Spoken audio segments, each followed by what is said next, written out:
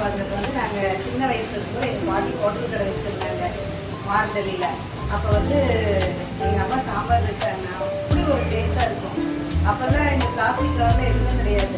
காலையிலே வந்து நேரமாக கொண்டு வந்து வச்சுட்டு போயிடுவாங்க. எங்கள் அம்மா கிட்ட வந்து இட்லிக்கு பார்த்து சாம்பாருக்கு சட்னிலாம் அப்படி ஒரு டேஸ்ட்டாக எங்கள் அம்மா சாம்பார் வைப்பாங்க. ஆனால் இப்போ நாங்களும் வைக்கிறோம், அந்தளவுக்கு டேஸ்ட் வரல. ஆனால் எங்களுக்கு தெரிஞ்சது நாங்கள் ட்ரை பண்ணுறோம். உங்களுக்கு பிடிக்கும், நீங்கள் ட்ரை பண்ணி பாருங்கள். அவா சாம்பார் எப்படின்னு சொல்கிறோம் பார்த்துக்கோங்க. தேங்காய், வரமிளகாய், பட்டை, சோம்பு, வரமிளகாயை எண்ணெயில் வறுத்துக்கணும், எண்ணெய் ஊற்றி வறுத்துக்கணும். இஞ்சி, பூண்டு, தக்காளி, பொட்டுக்கடலை, இவ்வளோதாங்க இதுக்கு. வாங்க எங்கள் அம்மா வச்ச சாம்பார் எப்படின்னு பாருங்கள், நீங்களும் ட்ரை பண்ணி பாருங்கள்.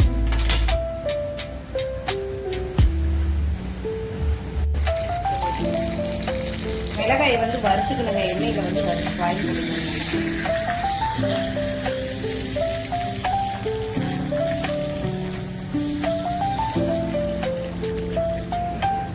சாம்பார் தேவையான பொருளெல்லாம் பார்த்துக்கணும். தேங்காய்,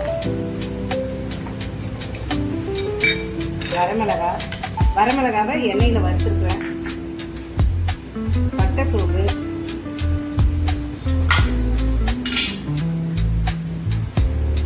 இஞ்சி ஒரு துண்டு, பூண்டு, மஞ்சள் தூள் ஒரு சின்ன ஸ்பூன். ஃபஸ்ட்டு இதை வந்து நல்லா அரைச்சிட்டு, பொட்டுக்கடலை வந்து ஒரு 3/4 பதமாக தாங்க அரைக்கணும். இதை அரைச்சிட்டு அதுக்கு பிறகு லாஸ்ட்டில் தான் பொட்டுக்கடலை போடுவேன். போடும்போது காட்டும். தேங்காய் மற்ற மசாலா ஐட்டம்லாம் அப்படியே போட்டு ஒரு அடிச்சாச்சுங்க. இந்த அளவுக்கு அடித்தோடனே தக்காளி இதில் போட்டுக்கணும். தண்ணி தேவையில்லை, இந்த தக்காளிகள் இருக்கிற தண்ணியே இது கரெக்டாக இருக்கும். தக்காளி வந்து ஒரு 6 பழம் கட் பண்ணி வச்சுருக்கோம். வந்து எதையுமே எண்ணெயில் வதக்கக்கூடாதுங்க, அப்படியே ராவாக தான் போட்டுக்கணும். வரமிளகாய் ஒன்று தான் எண்ணெயில் வறுத்துருக்கணும்.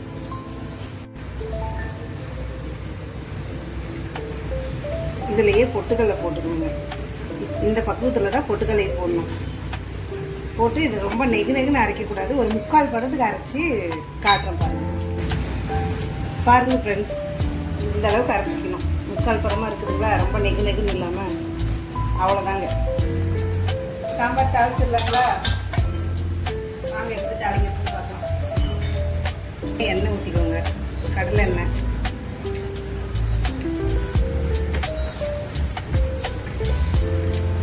கடுகு போட்டுக்கலாம்.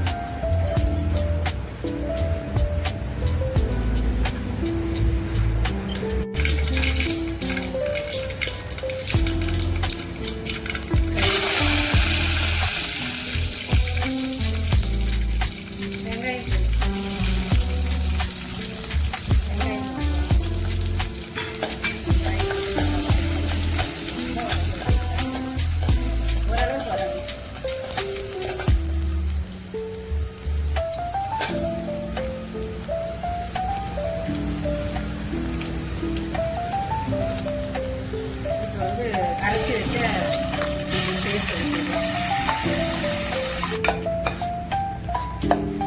இப்போ தண்ணி ஊற்றிக்கலாங்க.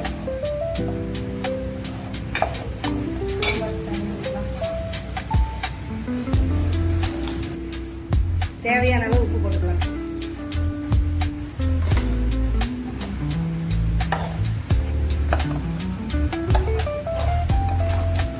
கொதிக்கட்டுங்க.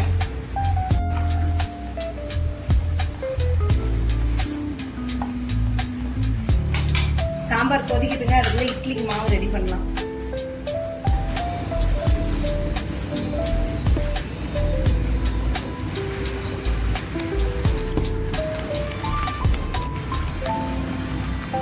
சோடா உப்பு கொஞ்சம் போட்டுக்கலாங்க.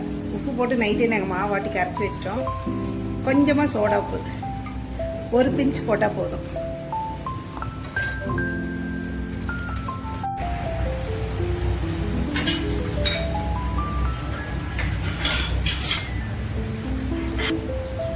அவ்வளோதாங்க. சாம்பார் கொதிச்சு மல்லி இலை தூவி அடுப்பு ஆஃப் பண்ணிடலாம். சாம்பார் ரெடி.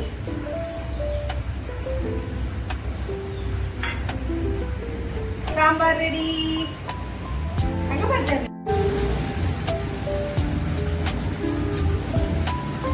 இட்லி ஊற்றிடலாங்க, உலை காஞ்சிருச்சு.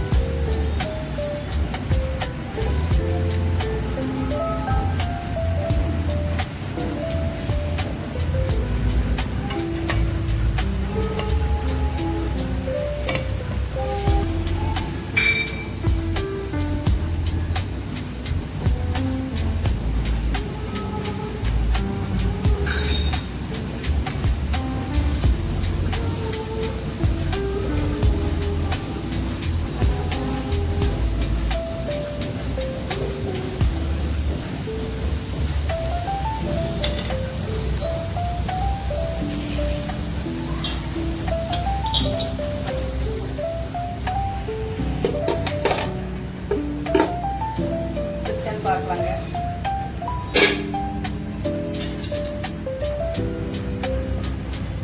கீரை இருந்துச்சு.